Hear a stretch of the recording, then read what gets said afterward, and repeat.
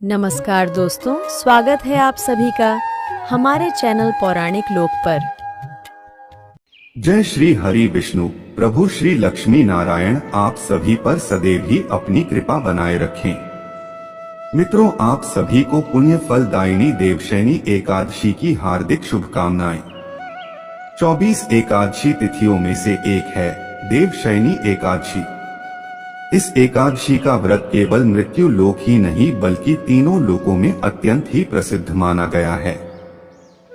ब्रह्मा वैवर्त पुराण में देवशयनी एकादशी के विशेष महात्म्य का वर्णन किया गया है।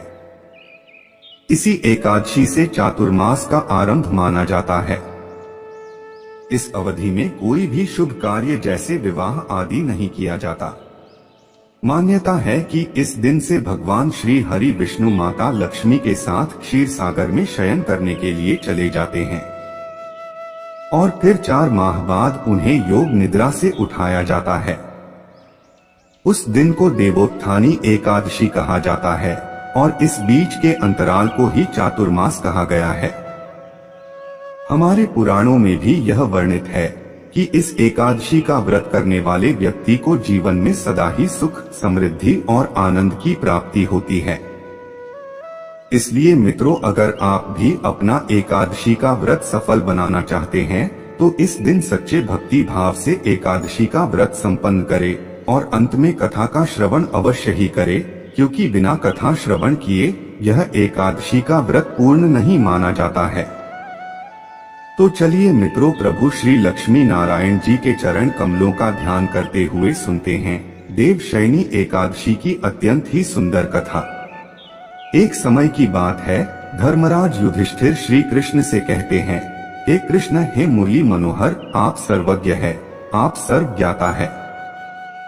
मेरे मन का यह संशय दूर करे और बताएं कि आषाढ़ मास के शुक्ल पक्ष की एकादशी का क्या नाम है, इस व्रत की कथा क्या है और इस व्रत की विधि क्या है, यह सब मुझे विस्तार पूर्वक बतलाइए।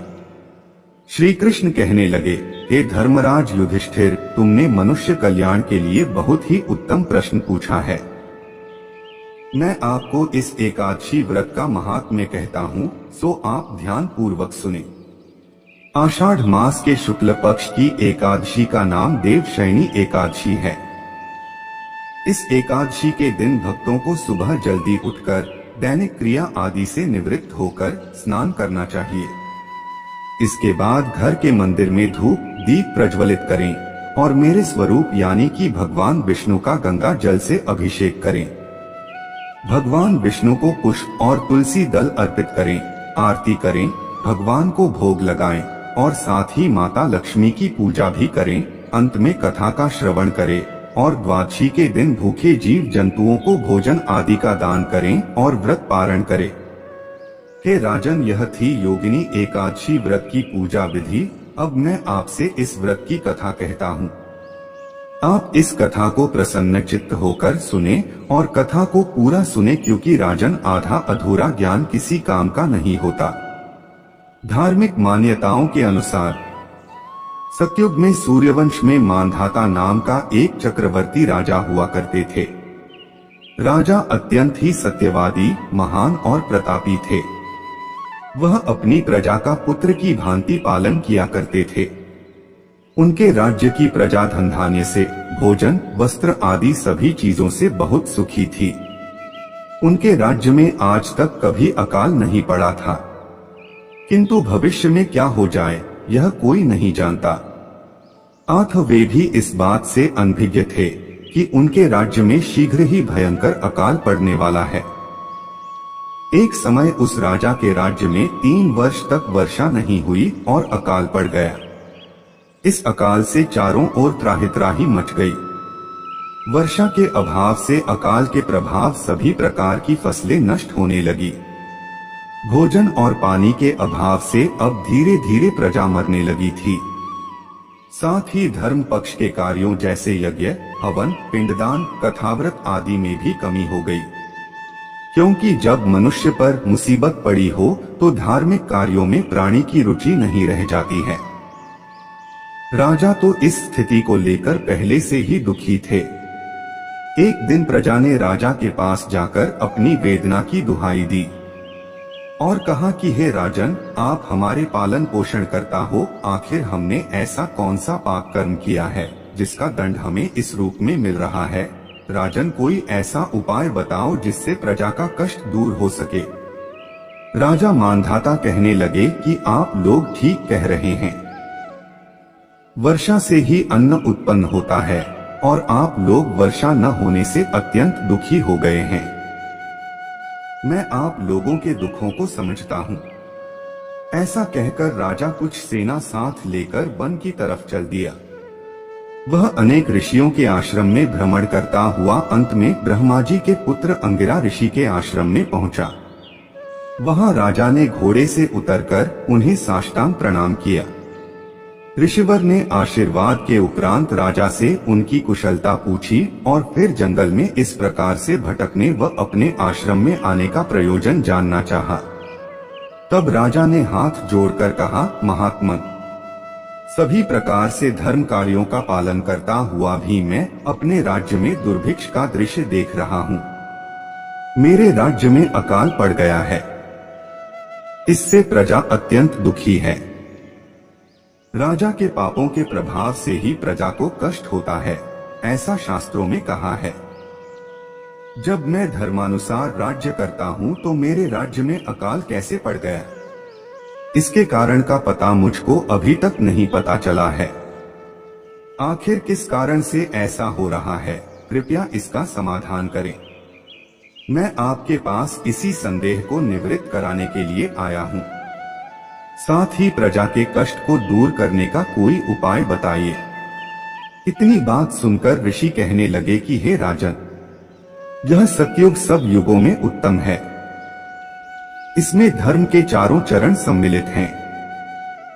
अर्थात इस युग में धर्म की सबसे अधिक उन्नति है। हे राजन, सब युगों से उत्तम यह सतयुग है। इसमें छोटे से पाप का भी बड़ा भयंकर दंड मिलता है।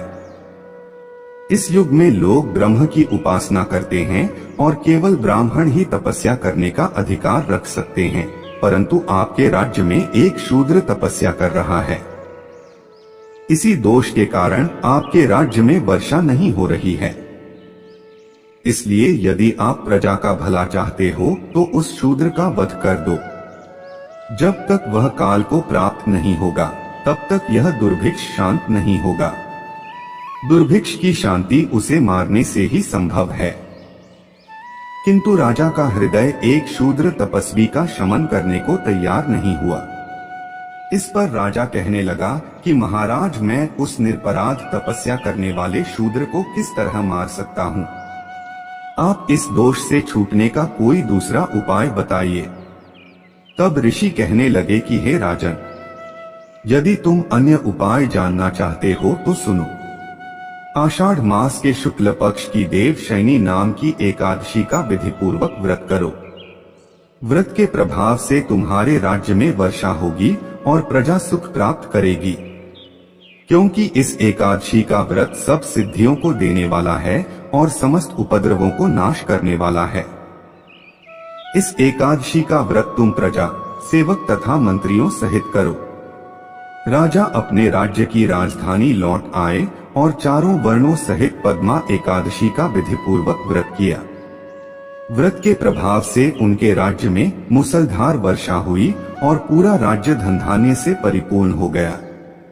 भगवान श्री कृष्ण ने कहा, हे राजन, इस देवशयनी एकादशी का व्रत और इसकी कथा के फल से जातक को 88,000 ब्राह्मणों को भोजन कराने के समान पुण्य फल मिलता है। साथ ही माँ लक्ष्मी की कृपा से उनके घर में सदा ही खुशहाली, धन संपत्ति आती है। इसके व्रत से धरती लोक में किए गए सभी पाप नष्ट हो जाते हैं और अंत में मोक्ष प्राप्त करके प्राणी स्वर्ग का अधिकारी बनता है। यह थी अथ श्री देवशयनी एकादशी व्रत की कथा। तो बोलिए मित्रों, श्रीमन नारायण नारायण हरि हरि, श्रीमन नारायण नारायण हरि हरि। एकादशी माता की जय, ग्यारस माता की जय। जय जय श्री राधे रमन।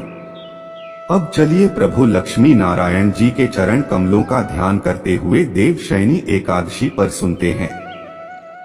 एकादशी माता या ग्यारस माता की कथा। प्राचीन समय की बात है, एक राज्य में एक महान राजा रहा करते थे। राजा बहुत ही बुद्धिमान और बलशाली थे। राजा सदैव अपनी प्रजा का बहुत अच्छे से ध्यान रखते थे। प्रजा भी अपने राजा को बहुत पसंद करती थी। राजा की 2 बेटियां थीं। राजा अपनी दोनों बेटियों से बहुत प्रेम करते थे। राजा की छोटी बेटी देखने में बहुत सुंदर और आकर्षक थी और राजा की बड़ी बेटी छोटी बेटी के मुकाबले थोड़ा कम सुंदर थी। राजा की छोटी बेटी ग्यारस माता की पूजा किया करती थी। सभी लोग राजा की छोटी बेटी से बहुत प्रेम करते थे और बहुत प्रशंसा किया करते थे। राजा भी अपनी छोटी बेटी को बड़ी बेटी से अधिक प्रेम करता था, जिस कारण राजा की बड़ी बेटी को अपनी छोटी बहन से बहुत नफरत होने लगी थी। राजा की दोनों बेटियां जब बड़ी हो गई, तब एक पड़ोसी राज्य में रहने वाला राजकुमार राजा की बड़ी बेटी के लिए रिश्ता लेकर आया। लेकिन जैसे ही उस राजकुमार की नजर राजा की छोटी बेटी पर पड़ी, तो वह राजकुमार राजा की छोटी बेटी पर मोहित हो गया और उससे पहली नजर में प्रेम कर बैठा। उस राजकुमार ने राजा की बड़ी बेटी के साथ विवाह करने से मना कर दिया और उसने राजा से कहा कि मैं आपकी छोटी बेटी से विवाह करना चाहता हूँ। जिसके बाद राजा की बड़ी बेटी यह देखकर अपनी छोटी बहन से बहुत क्रोधित हो गई और राजा की बड़ी बेटी ने अपनी छोटी बहन को अपना सबसे बड़ा दुश्मन मान लिया। राजा की बड़ी बेटी ने अपनी छोटी बहन से बदला लेने का निर्णय लिया, जिसके लिए उसने अपनी छोटी बहन को जान से मारने की योजना बनाई। राजा की बड़ी बेटी ने अपनी छोटी बहन को मारने के लिए सबसे पहले एक लड्डू में जहर मिलाकर अपनी छोटी बहन को दे दिया और उसको लड्डू खाने के लिए कहा। लेकिन लड्डू खाने के बाद भी छोटी बहन को कुछ नहीं हुआ और बड़ी बहन यह सब देखकर बहुत आश्चर्यचकित हो गई। लेकिन बड़ी बहन ने हार नहीं मानी और जब रात में छोटी बहन अपने कमरे में सो रही थी, तो उसने एक मटके में सांप को रखकर कमरे में छोड़ दिया। लेकिन सांप भी छोटी बहन का कुछ नहीं कर पाया। जिसके बाद बड़ी बहन ने अपनी छोटी बहन से कहा कि चलो हम लोग कुएं से पानी भरकर लाते हैं। जिसके लिए वह अपनी छोटी बहन को पानी भरने के बहाने से कुएं के पास ले गई और उसने अपनी छोटी बहन को कुएं में धक्का दे दिया। लेकिन छोटी बहन को तब भी कुछ नहीं हुआ, क्योंकि हर बार ग्यारस माता उसकी रक्षा कर रही थी। उधर बड़ी बहन अपने सारे प्रयासों के बाद भी असफल हो रही थी, जिससे वह बहुत क्रोधित होती जा रही थी। फिर उसने अपनी छोटी बहन के पास जाकर उससे खुद ही पूछा कि मेरी प्यारी बहन, तुमको पता है भगवान ने सबकी मृत्यु एक निश्चित समय पर लिखी हुई है, पर बहन क्या तुमको पता है कि तुम्हारी मृत्यु कैसे होगी? क्या यह तुम जानती हो? तब छोटी बहन ने अपनी बड़ी बहन को बताया कि हाँ दीदी, मैं तो जानती हूँ मेरी मृत्यु कैसे होगी। छोटी बहन से यह सुनकर बड़ी बहन मन ही मन बहुत प्रसन्न होने लगी और उसने अपनी छोटी बहन से कहा कि बहन, मुझे तुम अपनी मृत्यु का राज तो बताओ। छोटी बहन के मन में कोई छल पाप नहीं था। उसने अपनी बड़ी बहन से कहा कि दीदी, मेरी मृत्यु, मेरे प्राण तो एक तोते में हैं। जो तोते के गले में एक हार है, उससे मेरी मृत्यु होगी। जब तक कोई भी व्यक्ति तोते को मारकर वह हार अपने गले में पहन लेगा, मैं मूर्छित हो जाऊंगी और जैसे ही उस हार को अपने गले से उतारेगा तो मैं वापस से जीवित हो जाऊंगी। अपनी छोटी बहन की मृत्यु का राज जानकर बड़ी बहन बहुत ही खुश हो गई और उसने अपनी छोटी बहन को मारने के लिए उसके पालतू तोते को ढूंढना शुरू कर दिया। छोटी बहन को इस बात का आभास हो गया था कि कोई उसकी जान लेना चाहता है, जिसके लिए वह अपने पिताजी के पास गई और उसने अपने पिताजी से कहा कि पिताजी, मेरी मृत्यु के बाद मुझे जलाइएगा मत, बल्कि आप मुझे अपनी पुरानी वाली हवेली में एक पलंग में लिटाकर छोड़ दीजिएगा। अपनी छोटी लड़की की यह बात सुनकर राजा बहुत आश्चर्यचकित हो गए। राजा ने अपनी छोटी बेटी से पूछा, बेटी तुम यह सब क्या कह रही हो? तब राजा की छोटी बेटी ने कहा, पिताजी समय किसी के लिए नहीं रुका है, किसे कब क्या हो जाए किसी को कुछ पता नहीं है। और फिर राजा ने अपनी छोटी बेटी से कहा कि तुम ऐसी बातें क्यों कर रही हो? 2-3 दिन में तो तुम्हारा विवाह है। लेकिन छोटी बेटी ने अपने पिताजी को ऐसा करने पर मजबूर कर दिया और उनसे वचन ले लिया। राजा ने भी अपनी छोटी बेटी की बात स्वीकार कर ली और 2-3 दिनों के बाद जब शादी का समय आया तब राजकुमार बारात लेकर राजा के घर पर आया और राजकुमार और राजा की छोटी बेटी का विवाह शुरू हो गया। जैसे ही राजा की छोटी बेटी राजकुमार के साथ फेरे लेना शुरू करती है तो उसकी बड़ी बहन अपनी छोटी बहन के कमरे में जाकर उसके तोते को पकड़ लेती है और उसको जान से मार देती है और तोते की गले में जो था उसको अपने गले में धारण कर लेती है। जैसे ही बड़ी बहन उस हार को अपने गले में धारण करती है तो उधर छोटी बहन 3.5 ही फेरे ले पाती है और वहीं पर बेहोश होकर गिर जाती है। जिसके बाद राजा ने बड़े बड़े दर्द हकीमों को बुलवाया और अपनी छोटी बेटी का इलाज करने के लिए कहा। राजा की बात सुनकर वैद्य ने छोटी बेटी को जब जांच किया तो राजा को बताया कि आपकी छोटी बेटी ना तो जीवित है और न ही मरी हुई है। मैं ऐसा पहली बार देख रहा हूँ। राजा ने वैद्य और हकीम को यह बात बाहर बताने से मना कर दिया और उनको कहा कि अगर तुमने यह बात किसी को बाहर बताई तो हम तुम्हें फांसी दे देंगे। राजा ने अपनी छोटी बेटी को पुराने महल में जाकर एक पलंग पर लेटा दिया और वहां पर कुछ सैनिकों को तैनात कर दिया और वापस अपने महल पर आ गया। राजा की बड़ी बेटी अपने पिताजी के पास आई और कहने लगी कि पिताजी अगर यह शादी संपन्न नहीं हुई तो आपकी इज्जत का क्या होगा? आप कहें तो मैं आपकी इज्जत बचाने के लिए राजकुमार से शादी करने के लिए तैयार हूँ। जिसके बाद राजा ने अपनी बड़ी बेटी की बात मान ली और राजा ने बड़ी बेटी को छोटी बेटी के कपड़े पहनाकर मंडप पर भेज दिया। लेकिन राजकुमार यह जान गया कि यह राजा की छोटी बेटी नहीं है बल्कि यह राजा की बड़ी बेटी है। लेकिन जब राजकुमार ने शादी करने से मना किया तो सभी लोगों ने राजकुमार को विवश करके राजा की बड़ी बेटी से बचे हुए फेरों को संपन्न करा दिया और विवाह करवा दिया। जिसके बाद राजकुमार राजा की बड़ी बेटी को अपने महल ले गया। राजकुमार राजा की बड़ी बेटी से ना तो बात करता था, ना ही उसको पसंद करता था और न ही उसके आसपास भटकता था। अब राजकुमार ने यह फैसला लिया था कि वह अपनी प्रेमिका को ढूंढ कर रहेगा और यह जानकर रहेगा कि उसके साथ हुआ क्या है। एक दिन राजकुमार अपने घोड़े पर सवार होकर राजा के पुराने महल के पास पहुंच गया, जहां पर उसने कुछ सैनिकों को देखा। महल के पास पहुंचकर राजकुमार ने जब महल को ध्यान से देखा तो वह समझ गया कि यह तो हमारे ससुर जी का ही महल है। तब राजकुमार ने सैनिकों से पूछा, तुम लोग यहाँ क्या कर रहे हो और इस महल के अंदर उस पलंग में कौन लेटा हुआ है? जिसके बाद सैनिकों ने बताया कि यहाँ पर राजा की छोटी बेटी बहुत समय से सोई हुई है। यह सब सुनकर राजकुमार बहुत प्रसन्न हो गया और वह तुरंत अपनी प्रेमिका के पास पहुँच गया और उसकी सेवा करने लगा। जैसे ही रात हुई तो राजा की छोटी बेटी उठकर खड़ी हो गई। राजकुमार यह देखकर बहुत खुश हो गया। उसने अपनी प्रेमिका से पूछा कि तुम यहाँ क्या कर रही हो? तुम मेरे साथ मेरे घर चलो। राजा की छोटी बेटी ने राजकुमार को सारी बातें बता दें कि मेरी जान एक तोते में बसी थी और मैंने यह बात सिर्फ अपनी बड़ी बहन को बताई थी और मुझे पता है कि उसने ही मुझे मारने का प्रयास किया है। उसके पास एक हार है जिसको वह सुबह पहन लेती है और रात को उतार देती है।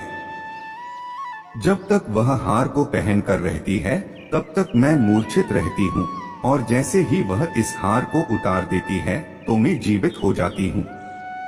वो कहती है जब तक मेरी बड़ी बहन के पास वह हार है तब तक मैं ऐसे ही जीवित और मूर्छित होती रहूंगी। अगर मेरी बड़ी बहन के पास जो हार है वह मेरे हाथ में लग जाए तो मैं हमेशा के लिए जीवित हो जाऊंगी। राजकुमार ने यह बात सुनकर राजा की छोटी बेटी के पास रहने का निर्णय ले लिया और उसने अपने बचे हुए सारे फेरे उस पलंग में लेटी राजा की छोटी बेटी के साथ ले लिए और अपना विवाह पूर्ण कर लिया और वहीं पर ही रहने लगा। देखते ही देखते कुछ समय में राजा की छोटी बेटी और राजकुमार की पत्नी पेट से हो गई। एक दिन राजकुमार को किसी काम से बाहर जाना पड़ा। तब छोटी बहन के पेट में बहुत तेज दर्द होने लगा। उसने ग्यारस माता का आवाहन किया, जिसके बाद वहां पर ग्यारस माता प्रकट हुई और उन्होंने अपने भक्त के दर्द को दूर किया और उसे एक पुत्र की प्राप्ति करवाई। उसी समय वहां पर अचानक से राजकुमार भी आ गया। राजकुमार ने ग्यारस माता को देखा तो वह आश्चर्यचकित हो गया और उसने तुरंत माता को प्रणाम किया और ग्यारस माता ने राजकुमार से कहा कि जब तुम्हारा पुत्र 5 वर्ष का हो जाए तो तुम अपनी पत्नी का हार लाकर इसके गले में डाल देना। और देखते ही देखते राजकुमार और राजा की छोटी बेटी का पुत्र 5 वर्ष का हो जाता है। तो राजकुमार अपने बेटे से कहता है कि बेटा, मैं कुछ काम से बाहर जा रहा हूँ, तुम अपनी माता का ध्यान रखना, और वहां से चला जाता है। राजा को बाहर निकलता देख बड़ी बहन के सैनिक देख लेते हैं और बड़ी बहन को जाकर सारी बातें बता देते हैं। जिसके बाद बड़ी बहन अपनी छोटी बहन के पुत्र को वहां से उठवा लेती है और उसको मरवा देती है और छोटी बेटी के पुत्र के 2 टुकड़े करवा देती है। पहला टुकड़ा चक्की के पास छुपा देती है और दूसरा टुकड़ा अपनी पलंग के नीचे रख लेती है। अब ग्यारस माता भिखारी का रूप लेकर उसकी बड़ी बहन के दरवाजे पर आती हैं और बड़ी बहन के पास चली जाती हैं, जिसके बाद वहां पर भिक्षा मांगने लगती हैं। बड़ी बहन अपने नौकरों से कहती हैं कि जाकर भिक्षा दे दो, लेकिन जैसे ही नौकर ग्यारस माता को भिक्षा देने के लिए आते हैं तो माता उन्हें मना कर देती है और कहती हैं कि मैं तुम्हारी महारानी से ही भिक्षा लूंगी। जिसके बाद बड़ी बहन स्वयं ही भिक्षा देने के लिए माता के पास आती हैं। उधर माता एक बिल्ली का रूप लेकर उसके कमरे में चली जाती हैं और वहां पर छोटी बेटी के पुत्र कोई 2 टुकड़े को आपस में जोड़ देती है और उसे जीवित कर देती है और उसे लेकर वहां से चली जाती है और राजकुमार को सौंप देती है। राजकुमार अपने बेटे को लेकर अपनी बड़ी पत्नी के पास जाता है और उसे कहता है कि तुम इसका ध्यान रखना, अगर तुम इस बच्चे का अच्छे से ध्यान रखोगे तो मैं तुमसे बात करूंगा। इसी प्रकार एक दिन राजकुमार अपने बच्चे से कहता है कि तुम माता से उनके गले का हार मांग लो। जिसके बाद राजकुमार का लड़का अपनी मम्मी के पास जाता है और कहता है कि माता, मुझे तुम्हारा हार चाहिए जो तुमने गले में पहन रखा है। यह सुनकर पहले तो बड़ी बहन बहुत क्रोधित होती है, पर उसको यह याद आता है कि राजकुमार ने कहा था कि अगर मैं इस बच्चे का ध्यान अच्छे से रखूंगी तो वह मुझसे बात करेंगे, जिसके कारण वह हार को उस बच्चे को दे देती है। वह बच्चा तुरंत ही उस हार को ले जाकर अपने पिताजी को दे देता है और तभी राजकुमार अपने बेटे को लेकर वहां से जाने लगता है और अपनी पत्नी से कहता है कि तुम हमारे लिए खाना बनाकर रखना, मैं शाम को आकर तुम्हारे साथ खाऊंगा। और वह अपने बेटे को लेकर वहां से चला जाता है। जिसके बाद वह राजा के पास जाता है और उनको सारी बातें बता देता है।